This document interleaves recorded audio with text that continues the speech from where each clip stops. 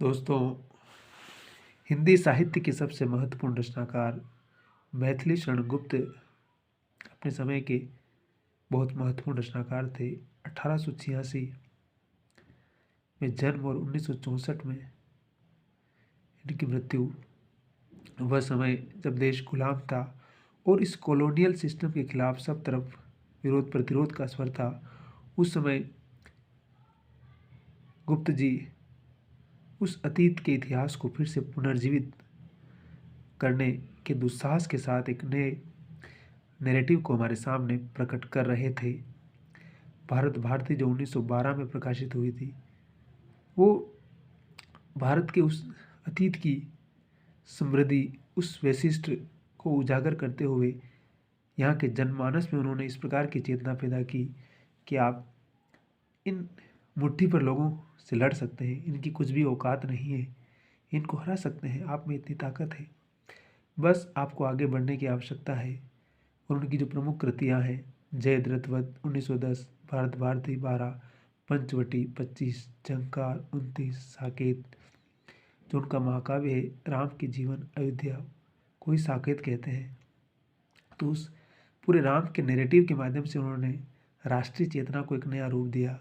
यशोधरा जो कि बुद्ध की पत्नी थी, जब बुद्ध उनको छोड़ के चले जाते हैं तो उस पर क्या बीतती है, क्या दर्द से गुजरती है, उस सारे मनोनयन से उन्होंने स्त्री की पीड़ा को व्यक्त किया। द्वापर, जय भारत, विष्णुप्रिया, इस प्रकार से उनकी न जाने कितनी रचनाएं हैं। किसान जीवन को भी, स्त्री जीवन को भी, और राष्ट्रीय चेतना के साथ गुप्त जी अपना एक महत्वपूर्ण योगदान इस राष्ट्रीय आंदोलन के दौर में देते हैं, जो निश्चित रूप से हमारे लिए बहुत महत्वपूर्ण है। और जब हम गुप्त जी के साहित्य की यात्रा करते हैं तो गुप्त जी हमें अपने स्वतंत्र होने का बोध भी करवाते हैं और स्त्री की पीड़ा को और उसकी अबला की कहानी को भी वैसे ही व्यक्त करते हैं। और क्या कहते हैं स्त्री के बारे में कि अबला जीवन हाय तुम्हारी यही कहानी, आंचल में है दूध और आंखों में पानी। ये असल में भारतीय स्त्री की पीड़ा है, ये भारतीय स्त्री का नैरेटिव है कि उसकी कहानी वो अबला है, हमेशा उसको अबला के रूप में ही अभिव्यक्त किया गया। वो झांसी की रानी की तरह शूरवीर नहीं है, वो सिर्फ घर का काम करती हुई, अपने पसीने को पहुँचती हुई बस उस दाम्पत्य को बचाने के लिए सब कुछ समर्पित करती है और सारी जिंदगी उसकी बस आंखों में पानी, रोना ही रोना है उसे। तो इस नैरेटिव को बाद में बदला, बाद की कविता इसको बदलती है और बाद में समाज में परिवर्तन घटित होता है। तो कहीं न कहीं यथार्थ की बात करते हैं,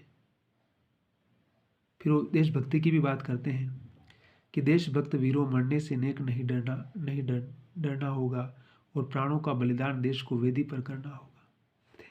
अगर देश को आज़ाद करना है तो आपको अपने आप का त्याग करना होगा, आपको संघर्ष करना होगा और अपनी जान की कुर्बानी भी लगानी होगी। फिर क्या बोलते हैं, गया प्रसाद शुक्ल क्या कहते हैं कि जिनको न निज गौरव तथा निज देश का अभिमान है, वह नर नहीं, नर पशु निरा है और मुक्त मृतक समान है। गुप्त जी क्या कहते हैं कि देखो हमारा विश्व से में कोई नहीं उपमान था, नरदेव थे हम और भारत देवलोक समान था। मतलब इस विशिष्टता के माध्यम से असल में वो उस लोगों के अंदर आत्मविश्वास पैदा करना है कि जब कोई अपना कॉन्फिडेंस खो देता है तो उसमें वापस चेतना कैसे पैदा की जा सकती है। ये अगर हमें समझना है तो मैथिली शरण गुप्त के साहित्य में जाएंगे। करते अभिषेक पयोध हैं बलिहारी इस देश की, हे मातृभूमि तू सत्य है सगुण मूर्ति सर्वेश की। कह रहा है कि तू ही सब कुछ है मातृभूमि, तेरा सब कोई वंदन करता है और हम तुम्हारे लिए अपना सब कुछ कुर्बान करने को तैयार हैं। फिर रामनेश त्रिपाठी जो उस दौर के बहुत महत्वपूर्ण कवि, वो भी क्या कहते हैं कि सच्चा प्रेम वही जिसकी तृप्ति आत्मबलि पर हो निर्भर, त्याग बिना निष्प्राण प्रेम है करो प्रेम का प्राण निछावर, देश प्रेम व पुण्य क्षेत्र है अमल असीम त्याग से विलसित, आत्मा के विकास से जिसमें मनुष्यता होती है विकसित।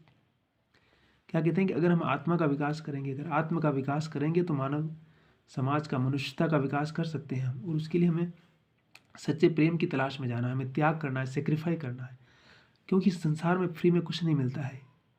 तो ये पूरी जो दौर था, आप देखिए उस समय की कल्पना कीजिए जब इतनी टेक्नोलॉजी नहीं थी हमारे देश में, संसाधन नहीं थे, लोगों के पास गरीबी अज्ञान था, न जाने क्या क्या था।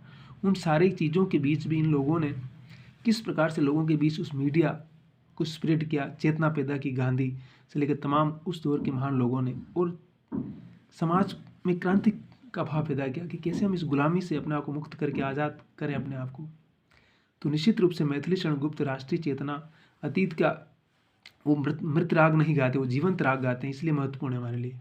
और हिंदी कविता हमारे अंदर बार बार उत्साह पैदा करती है, हमें निराशा से दूर करती है और हम जीवन में कैसे नया संकल्प दे इसकी ताकत देती है। इसलिए हंसते रहिए, मुस्कुराते रहिए, मस्त रहिए। शब्बा खैर।